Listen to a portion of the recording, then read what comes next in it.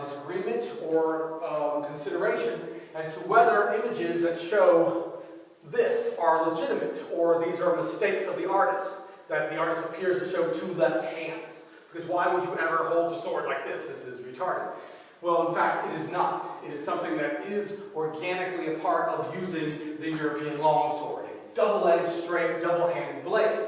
Watch how I will not remove my hands from my hilt. I'm going to maintain the grip. I'm palming the pommel, half gripping the pommel here, so that when I cut, and I do different moves, oh, well, there I am. Okay? And I can hit here, and here, and here, and here, and here, and here, and here. And I'm doing all these moves and all these things in such a way that I end up, oh, there I am again. So that I end up doing things in such a way that you go, oh.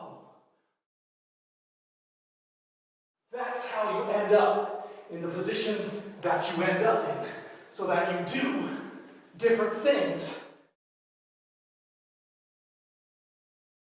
depending on what technique we're using at the time. And you see these grips in the manuals so that they might hold a flug with the thumb on the side of the grip. And then another time, the thumb is on the flat of the blade.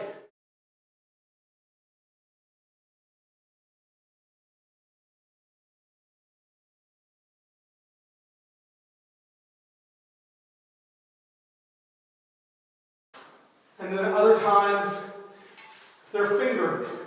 Or other times, the thumb is on the lip of the blade to allow for that beautiful edge alignment. And sometimes the hand is holding that pommel directly on the palm. And other times, I'm hooking it with the thumb. What's really amazing is if I'm using a sword with one of these so-called fishtail pommels, I do all sorts of things by gripping it in these fantastic ways so that I end up holding it in this very ergonomic manner that makes you say, oh, wow, there is no question that they knew what they were doing when they were designing this to be the way they're designing it. Oh, a flat wheel pommel with this raised nut on it, which I'm not gripping by the pommel. And yet, when I make certain cuts, I end up gripping it in a way that is very ergonomic again. So that again, I'm gripping it ergonomically. Beautifully ergonomically, in fact, as I'm doing the different strikes, horizontal, short-edged, vertical, crooked, diagonal, from whatever position, from whatever stance, it works. And you begin to also see why these belted grips are there. So that when you're doing certain actions, those belted grips really come into play. Say for the thick first quarter of the blade here, sometimes called ricasso, for why that is extra thick to grip on certain blades. Incredible weapon, diverse weapon, extraordinarily versatile weapon of the longsword, really underrated, only now beginning to be appreciated as something truly remarkable. No part of the sword was invented in vain, as one of the sources tells us.